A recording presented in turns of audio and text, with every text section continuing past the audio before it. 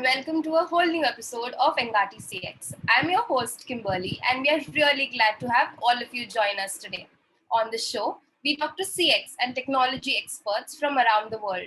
We explore, uncover, and share fresh insights on creating experiences that your customer will remember and look forward to.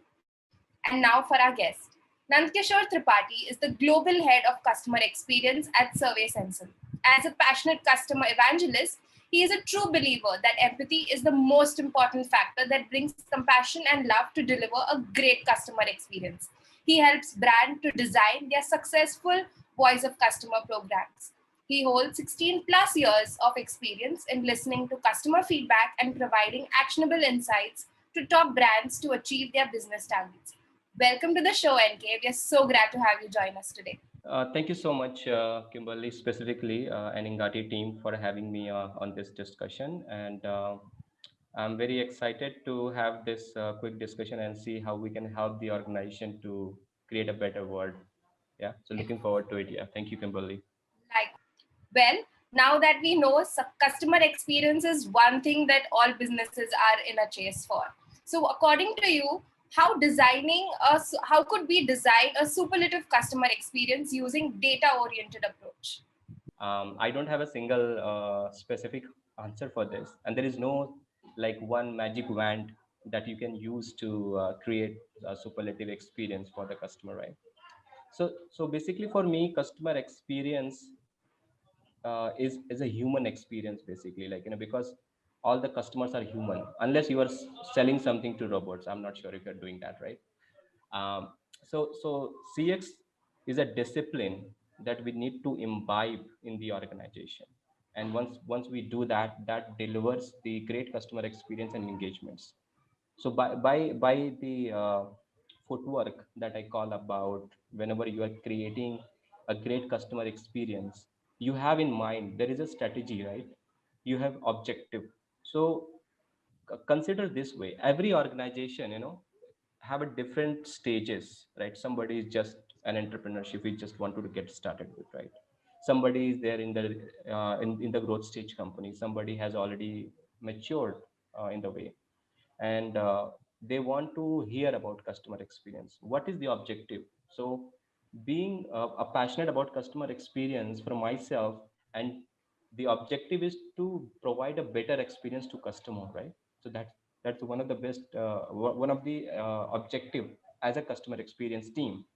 But if you look at from the business point of view, why do we want to create a better world? Why do we want to create a better experience? Why do we want to create a better engagement? There is a hidden objective of increased ROI, right? We want like more customers, more revenue.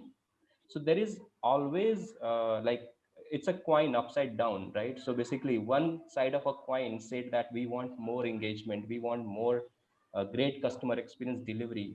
But the other side, we also want to say that, hey, am I getting an ROI out of my this customer experience program?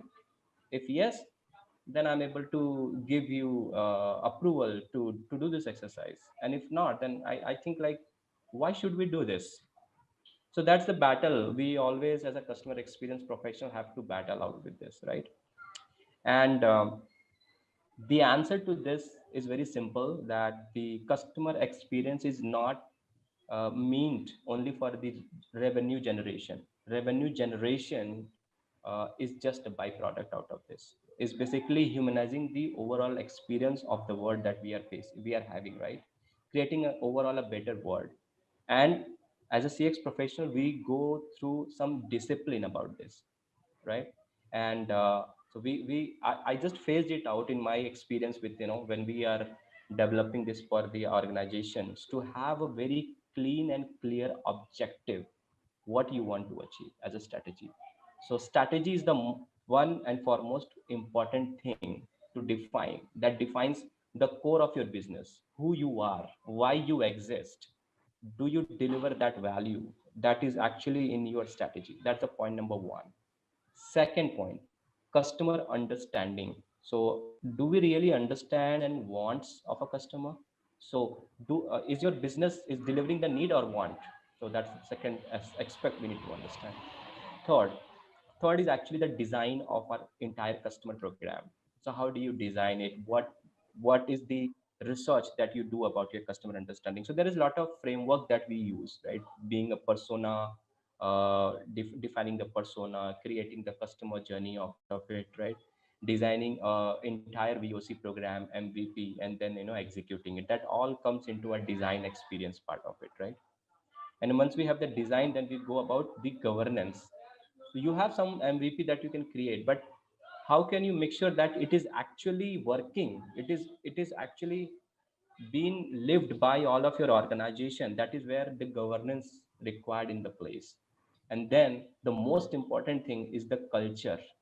So even if you have a great design, great governance at in place, but if you don't have a customer centric culture, then I think like customer experience is not going to exist anywhere, right?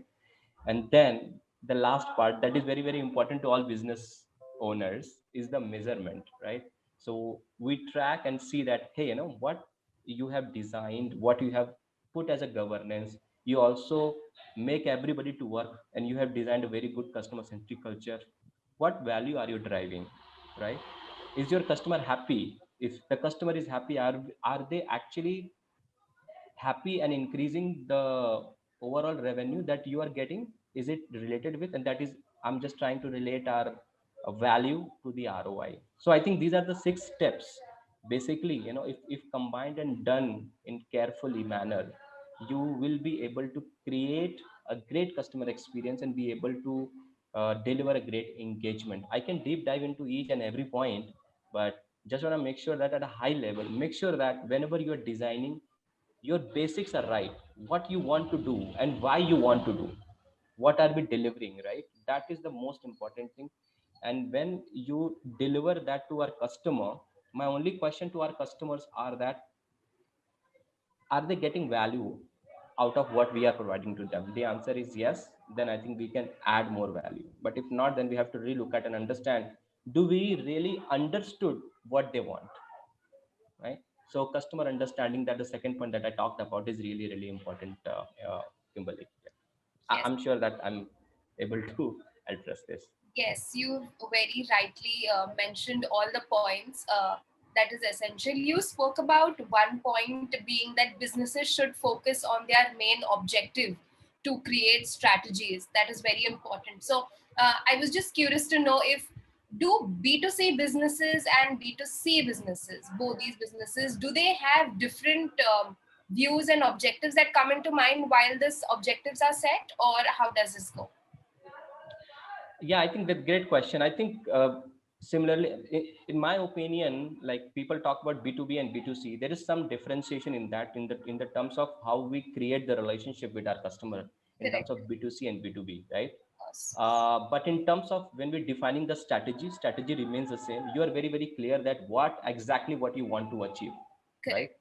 Being as a focus, we want to create something, a value add for our my B2C customer in the e-commerce space. This is what we want to deliver, that the users should be able to purchase anything from anywhere and do the payment in one single click. If that's the objective they are able to achieve, right? In the B2B space, like they want to make sure that, okay, you will get everything what you want in just one order, like one single order, you do it with us, whether you want the like anything from your system to pen drive or your households and whatnot, single call, and then you are done with that, right? So it depends upon what objective you are trying to serve. And are we very very clear on that? If you are clear on that, I think you have nailed the big chunk of it. I have seen, being in the entrepreneurship also, most of the people fail also because they start with something and they do something else, and then after the some time they do something else. So they're not keeping consistent that why Yes. you have actually started. Think about it, why you really had this started. And if that focus is consistent, you will still be able to achieve what you want to do. So I think consistency is very very important in this as well. Yeah, Yes, Kimberly. very rightly put. So, talking about customer experience, I think the most important puzzle that completes it is technology. So with AI and machine learning being the upward trend that we have, how can you see, in your opinion, AI and machine learning elevate customer experience and engagements? See, I think if you look at the machine learning and AI has been in the industry for a long time. It's not like that it has been just started during pandemic, right?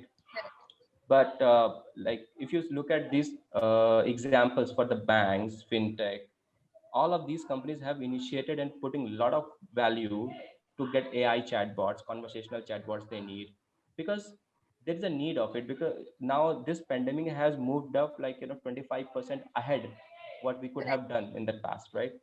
Yes. So in my opinion is basically the future is the technology, because without that we cannot see enough out of this. Even if you look at right now, nobody has thought of like we will be speaking from my room just like that over the Zoom, so much of like that. Even 10 years or 20 years before, nobody has expected. Otherwise you see in Ramayana or Mahabharata in historical time, they have a div drishti, Correct. they can use for it. But now these days technology has evolved so much that what people has thought as a leader now it's visible right now, right?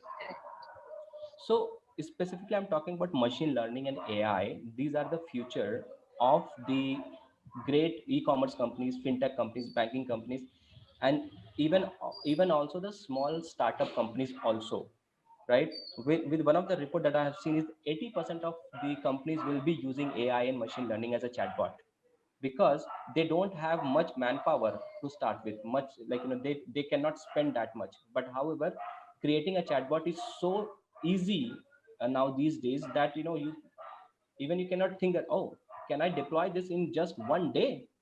How super cool it is, right?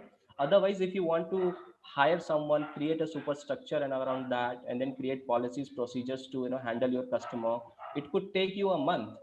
But you could do that entire onboarding and everything in just 1 day to 3 days. And how much time and value that it's saving it. That's one part of it, right? For the moving to the technology. But the other part of it is it drives the like the truth, the in the moment truth that it gives us. So it's not that what has been perceived experience. So when you have like your customers, there is something we have perceived experience that we get from other people. However, the machine is actually analyzing your real text, your actual voices that you're talking to the people, and giving responses, right? And so that getting the actual truth is the one of the another area that I look forward to it, that how we are analyzing those feedbacks rather than just the conversation that is being just entered by the agent, right? So that's the second element of it.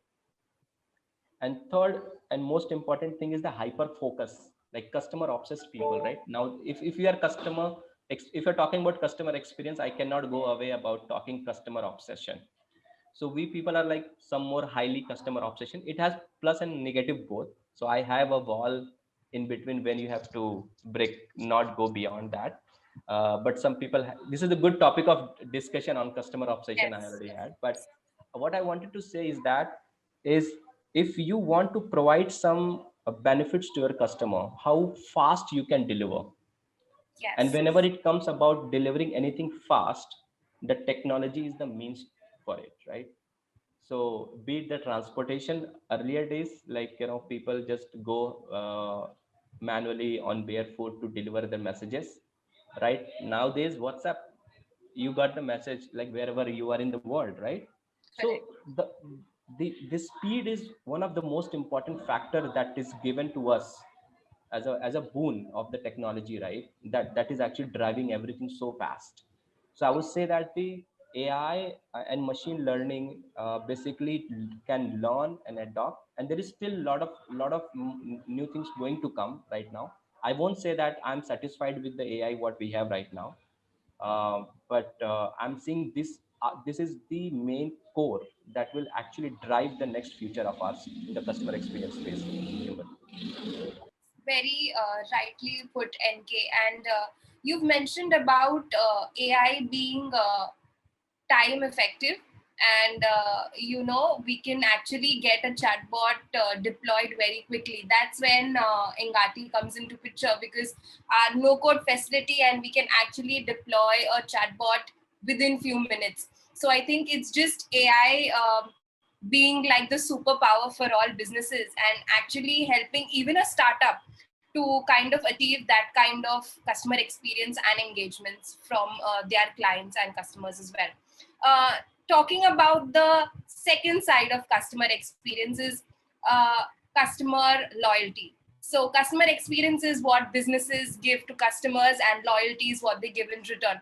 So how do you think brands can earn a long-term customer loyalty? Now these days I would say that it's customer and the brand have a dating experience, right? It's not a marriage. um, so basically if I purchase a product, I'm not married to that product, because Okay. every new time there is a new product coming into the market, new feature, less prices with more, resourcefulness. Correct. And this time the branding, in the market, how you see it, they brand things that changes the perspective how as a customer sees them.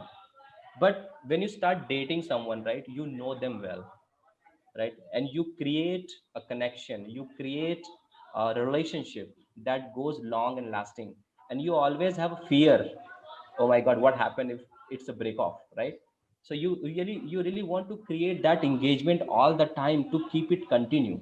So I always say that, like, if you want to earn a loyalty of a customer, you always have to make sure that you understand them, being a customer obsession, being a customer obsessed about their needs and requirement, and knowing them what is happening, what is their need yesterday, what was their need yesterday, you have already fulfilled it. It doesn't mean that, okay, if you already have, if you look at one example, that Apple, right?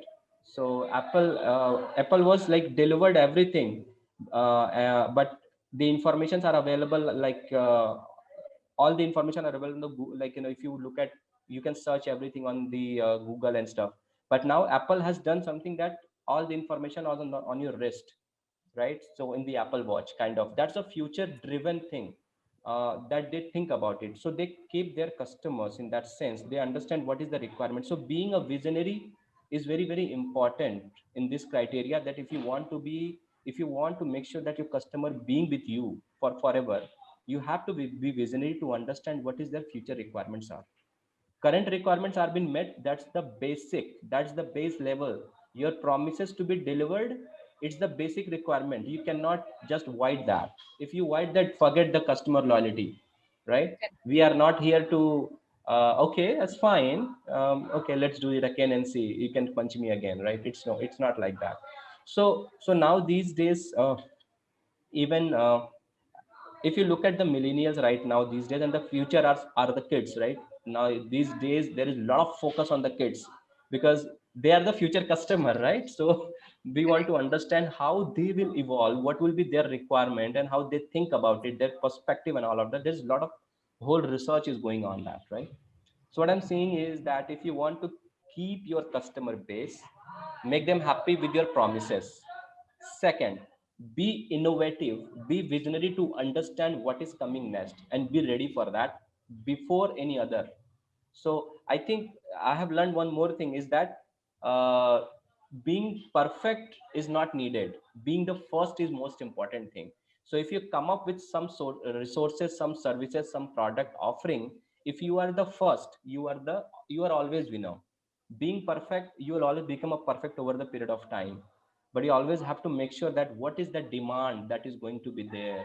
If you come up with that, you're already going to be in the race for forever. Yeah. And I Yes, think, I feel, just yeah, one more important point I forgot to add, sorry about sure. that, is one of the greatest learning that I have ever had in customer experience field, and I always apply this. From Jeff Bezos, he always says that put everything around your customer center.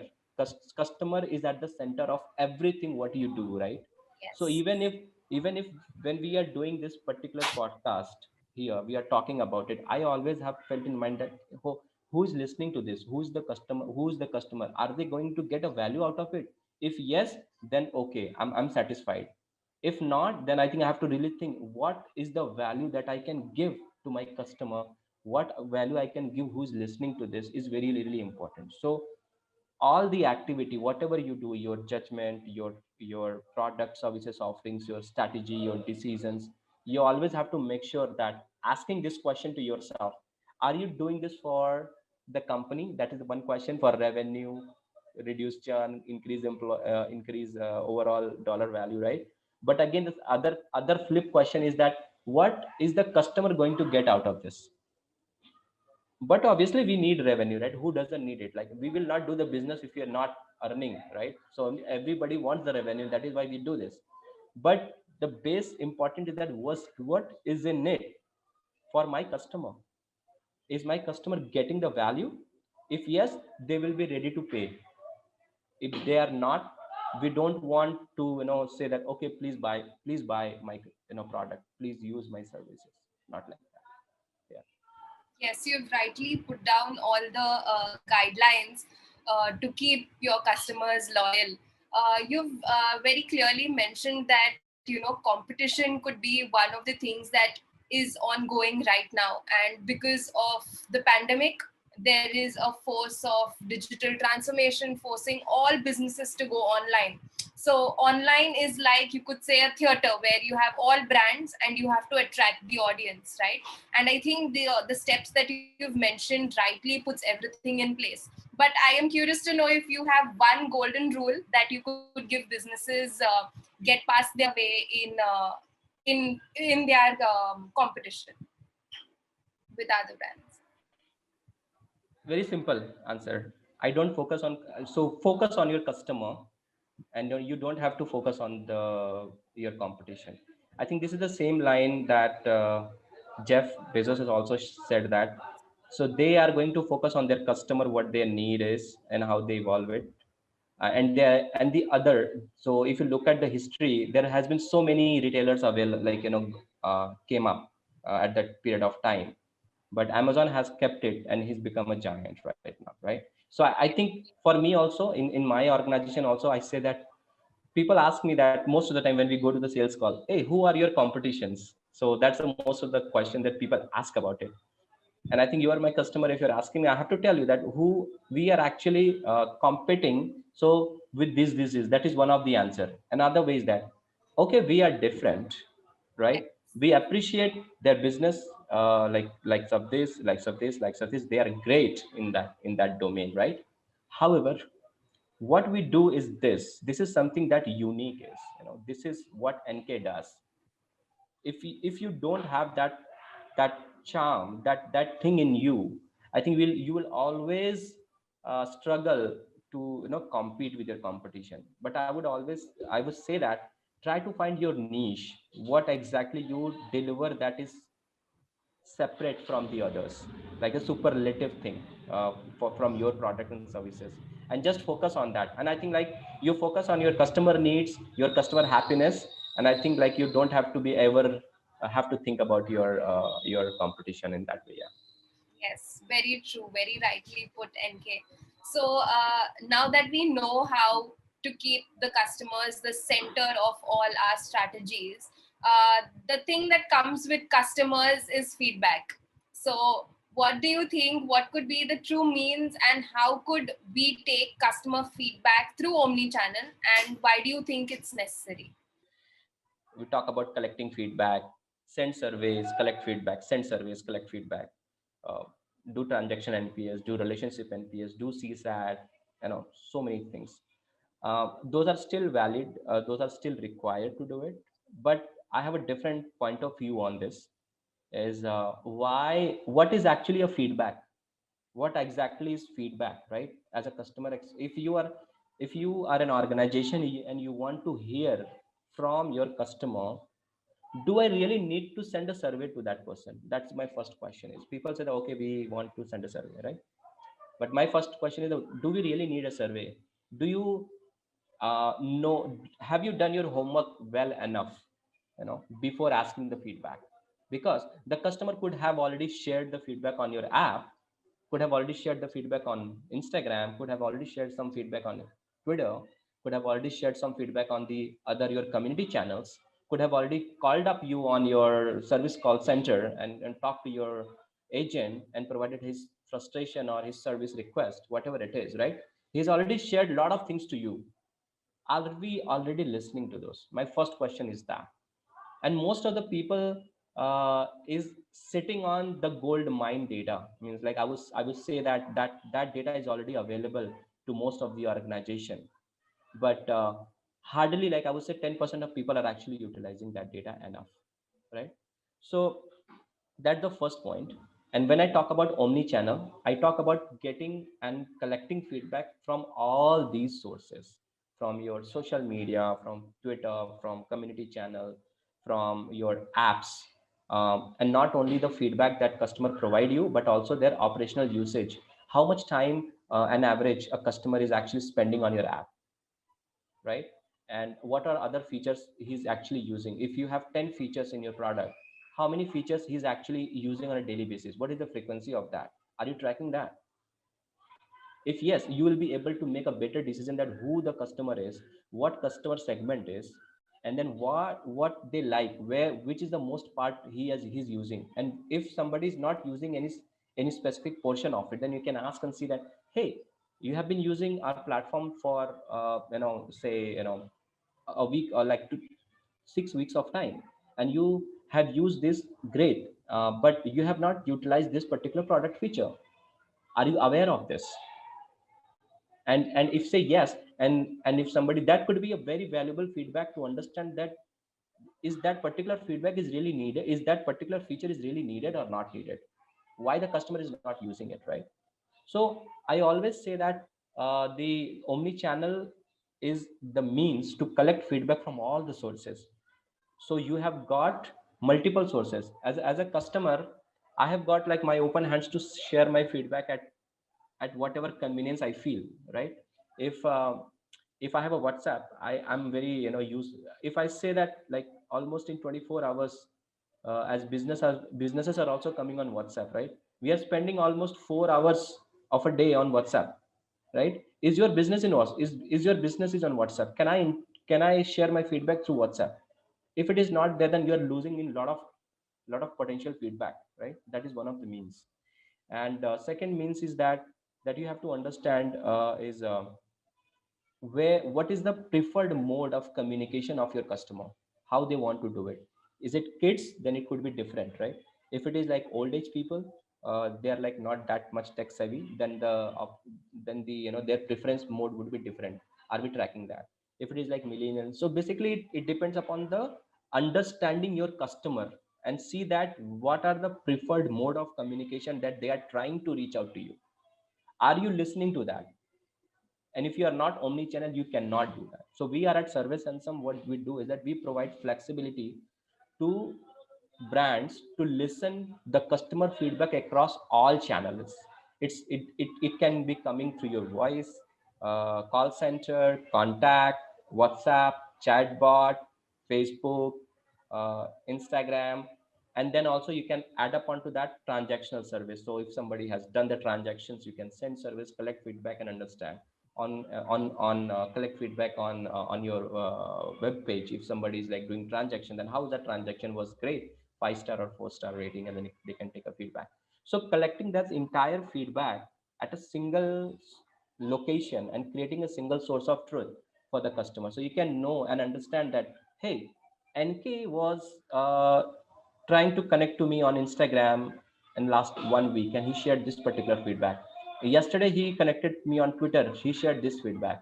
And today he again called the contact center, he shared the same feedback again, and he also got the sentiment around all of those conversations. And see that if somebody as a CX person or the analyst person who's actually looking at those data, how much value he can go back and add to the customer, and that can also drive the insights for your potential new business opportunity also. So that is why I always prefer our like organizations to go for omni-channel listening way. And you can start with a small step. So we can't just start tomorrow and collect everything, right? So we have to strategize and start small, and then we can scale the program. Yeah. Yes, you very rightly said that. And I think omni-channel approach is something that all businesses should start taking in, so that, they kind of know where their customers are, firstly, and also know what they talk across all the channels. Yes. You've mentioned earlier that chatbots is actually time saving and can help businesses. So, do you believe that it is the future of conversational intelligence as a technology? Yeah, I think I wanted to share something is about specifically for the conversational chatbots, right? So, like I said, the most important thing that I have seen in the AI and the machine learning and this transition of this is getting a quicker answer in emergency. How do I get that? So this happens now in this pandemic situation, right? If somebody wants something, they want to get, there are so many chatbots are developed to help people or patients to get information about COVID, right? We could not have done this just circulating newspapers or like, you know, PDFs and all of that. It's not feasible to do.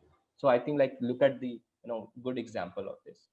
And I think the second, that's the first most important thing I said, that getting a quick answer when the customer needs it. And customer will always reach out to chatbot or any AI system whenever he wants some information very, very quickly. Otherwise he can just go to the branch, meet you in person, call. If he want to be in a queue for 5 minutes, he can just call on the center, right? Those are the things. So that's the first and most important thing. Second is like resolving a complaint or a problem. If he has like some complaints or problem, he can resolve it quickly. So I can show, I can, these are the top things, like but the chatbots and these things are like used for your commodity uses, that people generally want to get answer about it. But if you want to find, if you want to buy a, like a Porsche, you will not interact with the chatbot. Oh, I want to buy a Porsche, you know, can you send me the detail, right? No, nobody would do that. So considering your business use case, right, considering your business, if you look at this, what is happening is the future is conversational AI.